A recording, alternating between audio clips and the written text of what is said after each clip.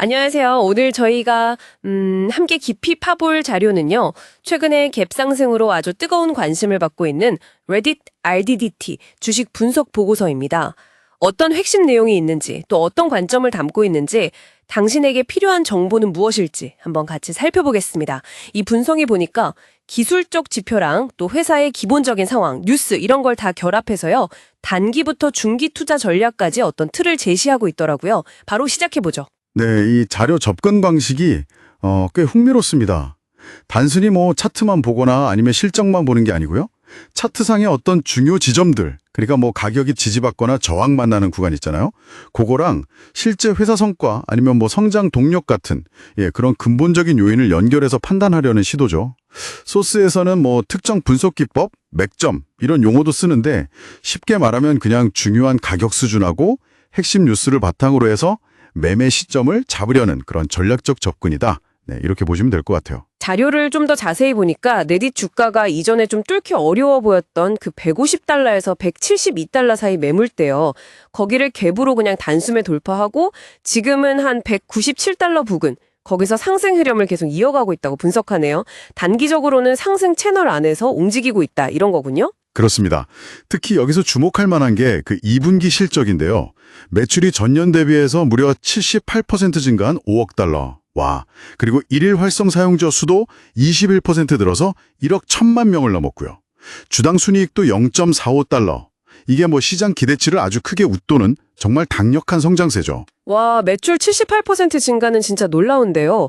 보통 소셜미디어 플랫폼에 이 정도 성장하기 쉽지 않은데 이런 강력한 모멘텀의 가장 큰 원동력, 뭐라고 분석하나요? 역시 그 AI 기반 광고 전략에 대한 시장의 긍정적인 평가, 그리고 또 구글 버텍스 AI하고 파트너십 체결한 거, 이 소식이 핵심 동력으로 작용했다 이렇게 보고 있습니다. 이런 확실한 호재랑 또 탄탄한 실적이 받쳐주니까 갭 상승 후에도 주가가 힘을 잃지 않고 버티는 그런 모습이죠. 아, 그렇군요. 근데 보니까 분석가들 목표 주가는 조금씩 다른 것 같아요. 트로이스트나 레이몬드 제임스는 225달러까지 보면서 매수 의견을 유지하는데 야후 파이낸스 평별 목표가는 한 194달러 수준이고 심지어 235달러 전망까지 나온다고요. 이게 왜 이렇게 시각 차이가 나는 걸까요? 뭘 좀 다르게 보는 걸까요? 네, 좋은 질문입니다. 소스 내용을 이렇게 종합해서 보면요. 아무래도 그 AI 잠재력에 대한 기대치를 얼마나 높게 보느냐, 그 차이가 좀 큰 것 같고요. 그리고 현재 주가 수준이 고평가다 아니다, 이런 판단도 좀 갈릴 수 있겠죠. 또 아까 말씀드린 구글 검색 트래픽 변동성 같은 리스크 요인을 얼마나 중요하게 보는지, 여기에 따라서도 목표 주가가 달라질 수 있을 것 같습니다.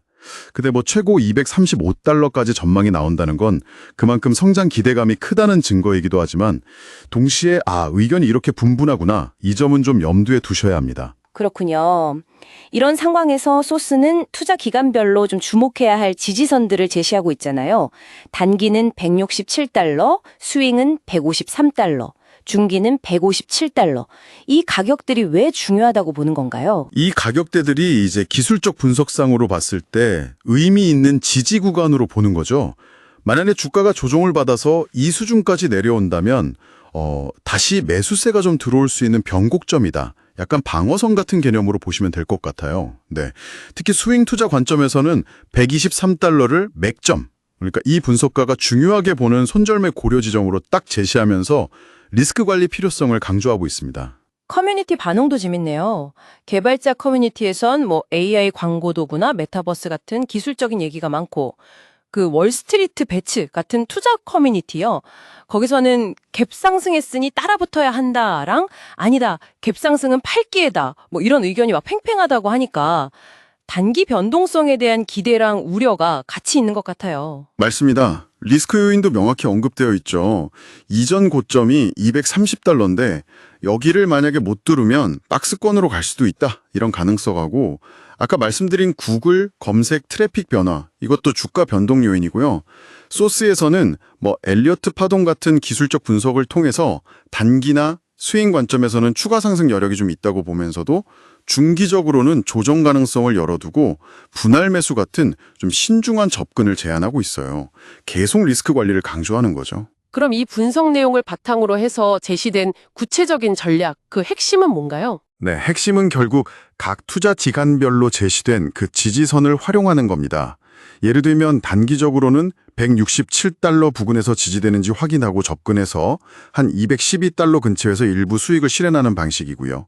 스윙 관점에서는 153달러나 157달러 구간을 분할 매수 기회로 보고 목표가인 230달러 부근에서 일부 수익 실현하면서 손절 라인 관리를 같이 하는 전략이죠.